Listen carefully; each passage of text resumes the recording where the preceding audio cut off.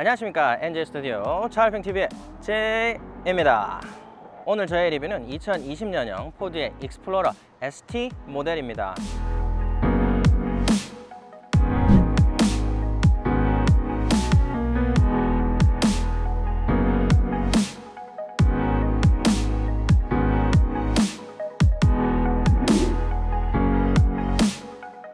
제가 이 신형 포드 익스플로러를 리뷰한 지 이제 1년여가 지나가게 됐는데요. 리뷰를 하면서 짚어드리지 못한 부분, 그리고 이 고성능 모델인 ST를 자랑해 드리려고 가지고 나왔습니다. 가장 가성비가 좋은 고성능 SUV가 뭔지 추천을 해달라고 하시는 분들이 많이 있어요. 저도 고성능 SUV를 타고 있긴 하지만 가격도 상당히 비싸고 보통 고급 브랜드에서 고성능 SUV를 만들고 있습니다. 그래서 가격적으로 부담도 많이 되고요, 그리고 유지비도 많이 들게 되는데요.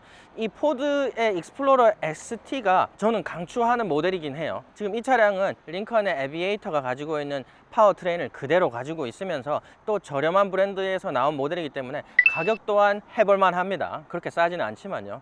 제가 이 차가 처음 나오고 많은 실망을 해서 혹평을 많이 드렸어요, 리뷰에서. 하지만 좀 보면 볼수록 볼매이다, 이런 느낌이 들어요. 왜 그런지 또 말씀을 드리고 싶어요. 이 헤드라이트하고 그릴을 지나가는 위에 일자 라인이 정말 반듯한 일자로 지나갑니다. 그래서 수평감이 상당히 있어요. 보통 수평감을 잡는 라인들이 이 중앙이나 아래쪽에서 많이 포지셔닝을 하고 있는데, 이 차량은 상당히 위쪽에서 수평감을 만들어주는 디자인인자들이 포지셔닝을 하고 있어요. 랜드로버 같은 차량들을 보면은 많은 디자인인자들이 위쪽으로 몰려 있으면서 턱을 강조하는 그런 모델들이 나오는데, 익스플로러는 그런 디자인 특징을 한껏 더 강조한 것 같아요. 이 헤드라이트의 주간등도 헤드라이트의 가장 위쪽에서 일자로 위치를 하고 있습니다. 위쪽이 많이 무거워 보여서 안정감이 없지 않느냐, 이런 말씀을 하실 수도 있는데 전혀 그렇지 않고 턱이 아주 강조되는 모델이라서 오히려 상부 하부 안정감을 더 챙겨준다, 이런 느낌이 듭니다. ST 모델의 특별한 부분을 짚고 넘어가도록 하겠습니다. 그릴이 일단 달라요. 일반 모델의 그릴도 상당히 예쁩니다. 그만큼의 남성다움은 보여주지는 못하는 것 같습니다. 하지만 유광 블랙 플라스틱으로 다 마감을 해놨고 디자인도 스포티하면서 좀 중후한 모습 다 가지고 있는 것 같습니다. 앞 범퍼 아래쪽에 보면은 디자인이 좀 달라요.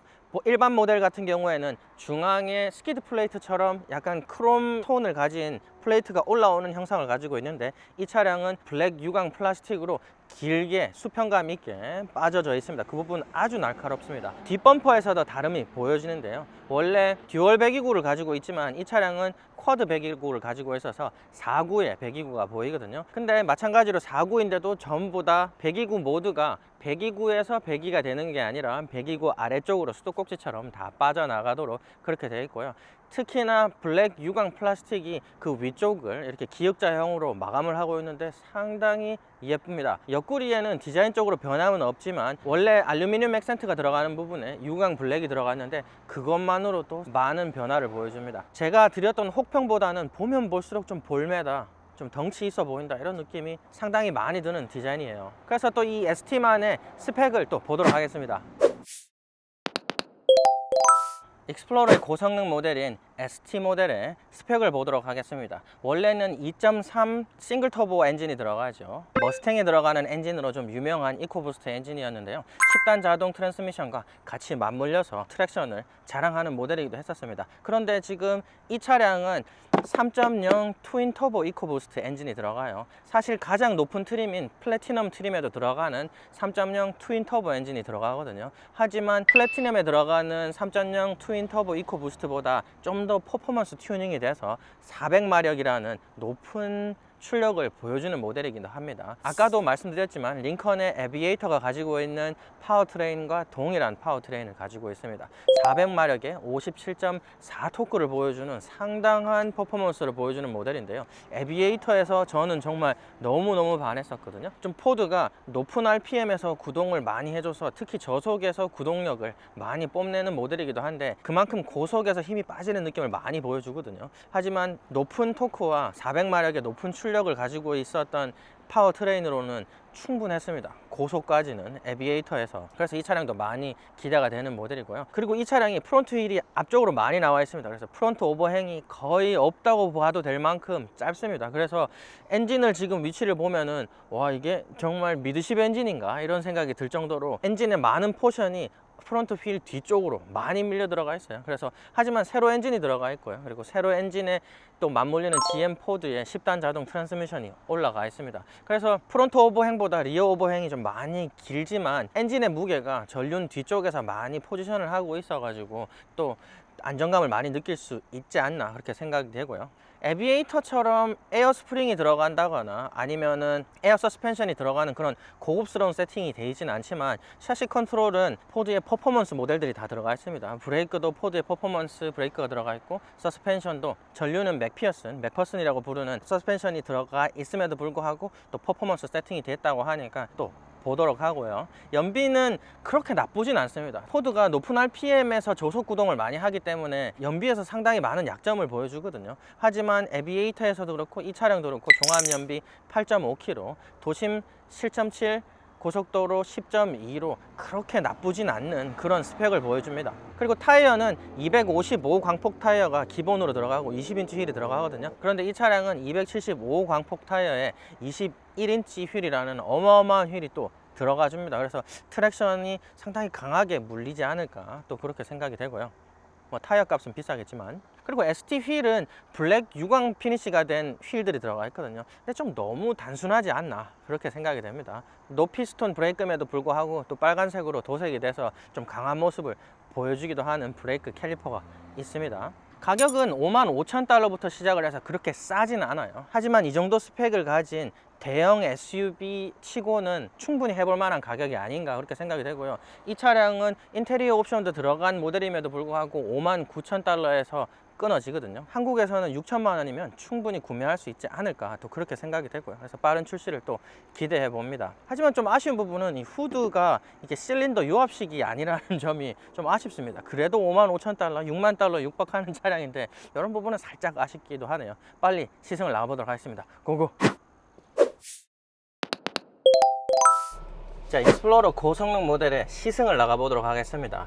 익스플로러 모델 저는 상당히 괜찮았었어요. 하지만 고속에서 약간 고단 기어에서 힘이 좀 딸리는, 좀 힘이 쪽 빠지는 느낌, 그 부분 조금 안타까웠었고요. 전반적으로 가변 저항이라든지 아니면 바디 컨트롤이라든지 좀 강하긴 했었는데 좀 거칠다 이런 느낌이 많이 들었었거든요. 특히나 이렇게 후드가 크고 두꺼운 차량들은 롤하고 피치가 시각적으로 많이 눈에 들어오거든요. 그런 부분도 조금 아쉬웠었고요. 에비에이터에서는 바디 컨트롤이 상당히 고급스러웠었어요. 고급스러웠었지만 좀 저속 구간에서 너무 물렁물렁하게 세팅을 해가지고 후드가 좀 많이 울렁울렁거리는 게 눈에 보였었거든요. 하지만 조금만 고속으로 올라가면은 꽉 잡히는 모습을 또 보여줬어서 저는 에비에이터 전반적으로 상당히 마음에 들었었어요. 저는 차량이 제가 넣은 인풋을 몸으로 바로바로 이렇게 좀 느낄 수 있는 그런 트랙션을 요구를 해요.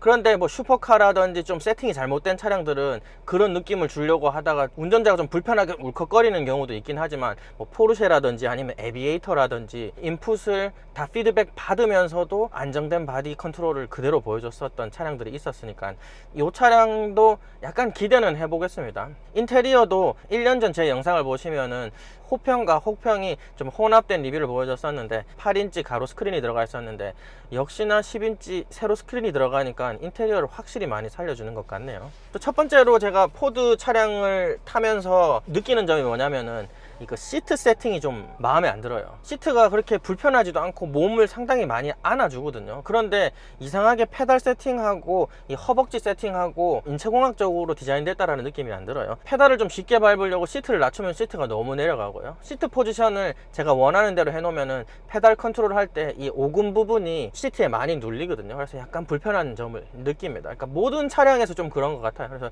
GM이 상당히 그런 쪽으로는 잘 돼 있다 이렇게 말씀을 드리고 싶습니다. 자, 시승을 나가보도록 할게요. 또 고성능 모델이기도 하니까 이제 스포츠 모드로 운행을 하도록 하겠습니다. 스포츠 모드로 하니까 막 차가 튀어나가는데요. 아우, 근데 엔진 소리가 너무 시끄럽습니다. 와, 이거 너무 센데요 이거? 와, 서스펜션은 그렇게 딱딱하진 않아요. 부드럽지도 않습니다. 작고 날카로운 요철에는 그렇게 충격을 막 뒷목 때리듯이 딱딱딱 주진 않거든요. 그런데 조금만 굵어지면 차가 약간 요동을 칩니다. 그래서 서스펜션이 부드러워서 울컹거리는 것보다는 좀 단단해서 약간 차가 튄다라는 느낌이 들긴 들어요. 근데 좀 날카롭게 튀진 않습니다. 그래서 좀 약간 부드러우면서도 좀 딱딱하다는 느낌이 들고요. 일반 모드로는 주행을 좀 먼저 했었거든요. 정말 안정적이고 딱딱했어요. 딱 그 세팅이, 서스펜션 세팅은 정말 좋았던 것 같습니다. 저속에서는 에비에이터보다 훨씬 더 안정감 있고, GM이나 포드 차량에서 10단 자동 들어간 차량들은 상당히 만족스러웠었거든요. 물고 있는 RPM이 나름 좀 높게 가서 좀 스포티함을 보여주는 운행을 하면서도 변속 충격이 안 느껴집니다. 그 정도면 저는 충분한 것 같아요. 조금 안타까운 부분은 조향 모듈이 저속에서도 너무 무겁습니다. 이렇게 저속에서 팔이 아픈 경우는 처음인 것 같아요. 엄청 무거워요. 그렇지만 약간 중고속으로 올라가게 되면 조향 모듈 정말 안정감이 있습니다.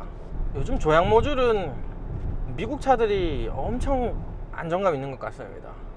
아우디도 괜찮고 BMW도 다, 뭐 벤츠도 다 이번 세대에 오면서 상당히 많이 개선됐거든요. 근데 오히려 링컨이라든지 캐딜락에서 조향 모듈이 훨씬 안정감 있게 느껴지고요. 브레이크가 에비에이터처럼, 지금 ST 모델은 전동이 들어가 있는데 에비에이터 전동 브레이크 엄청 마음에 들었었거든요. 계속 말씀을 드리는데 이 전동 유압식 브레이크를 많이 안 몰아보면은 좀 밀린다라는 느낌이 들 수도 있고요. 조절이 살짝 불편하다고 느낄 수도 있는데 조금만 적응이 되면은 일반 유압식보다는 훨씬 더 좋습니다. 근데 지금 이게 파워트레인이, 트랙션이 워낙 강해가지고 지금 대형 SUV를 몬다라는 느낌이 전혀 안 들어요. 특히 포드가 2.3이라든지 2.0 터보 모델들을 타봐도 저중속에서는 워낙 높은 RPM으로 강한 트랙션을 쳐주기 때문에 원래 상쾌한데 차 무게가 전혀 느껴지지 않습니다. 3500rpm부터 최대 토크인 57.5 토크가 나오거든요. 57.4 토크가 나오는데 최대 출력이 5500rpm에서 나와요. 그래서 상당히 높은 출력으로 대부분의 주행을 하거든요. 좀 더 강한 느낌이 들지 않나. 지금 스포츠 모드로 맞추고 난 다음부터는 3000rpm 이상으로 계속 운행을 하거든요. 스포츠 세팅된 서스펜션이 정말 안정감 있어요. 저같이 스포티한 운행을 좋아하는 사람들은 에비에이터보다 의외로 이 차가 더 좋을 것 같아요. 저는 속도를 뺀 다음에 고속도로에 들어가 볼게요.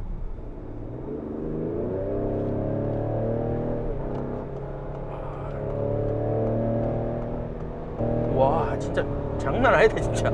와, 너무 좋습니다 진짜. 제 차보다 더 재밌는 것 같아요. 지금 엄청 고속인데 제가 가스를 딱 먹이는 순간부터 정말 강하게 해머로 때리는 것처럼 뒤에서 빡 쳐줘요. 10단 자동임에도 불구하고 엄청 저단으로 지금 주행을 하거든요. 스포츠 모드에서는. 그래갖고 약간 고RPM 스트레스가 있긴 있어요. 고RPM 스트레스가 좀 소리로 약간 불편하게 들어오거든요. 약간 머플링을, 고음을 조금만 깎아냈으면은 그런 고RPM 스트레스도 없었을 것 같거든요. 와, 근데 너무 좋습니다. 지금도 보면 와, 고성능 XUV는 포드 핵강추입니다 진짜. 저는 진짜 이거 제 차보다 더 재밌는 것 같아요. 고속에서 안정감은 제 차보다 좀 떨어지고 에비에이터보다도 좀 떨어져요. 와, 정말 이 가격에 이런 퍼포먼스 대형 SUV는 진짜 불가능합니다. 솔직히 에비에이터랑 제 X6M이랑 비교해서 그렇지 고속에서도 안정감 충분히 좋아요.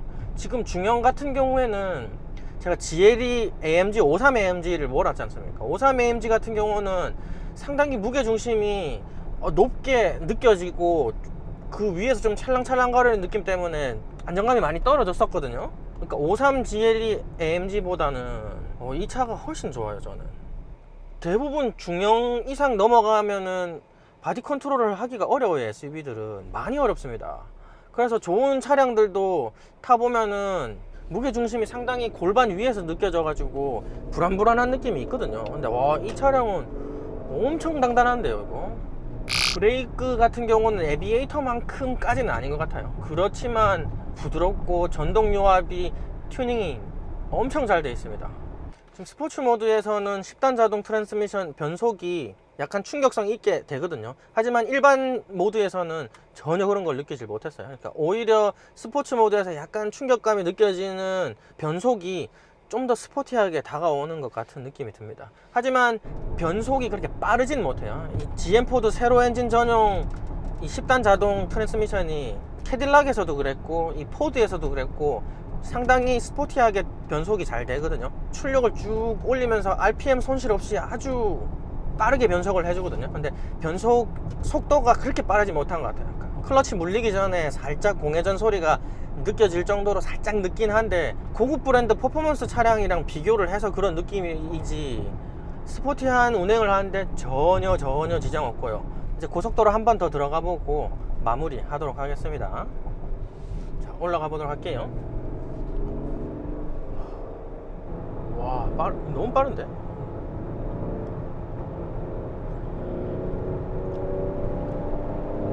와.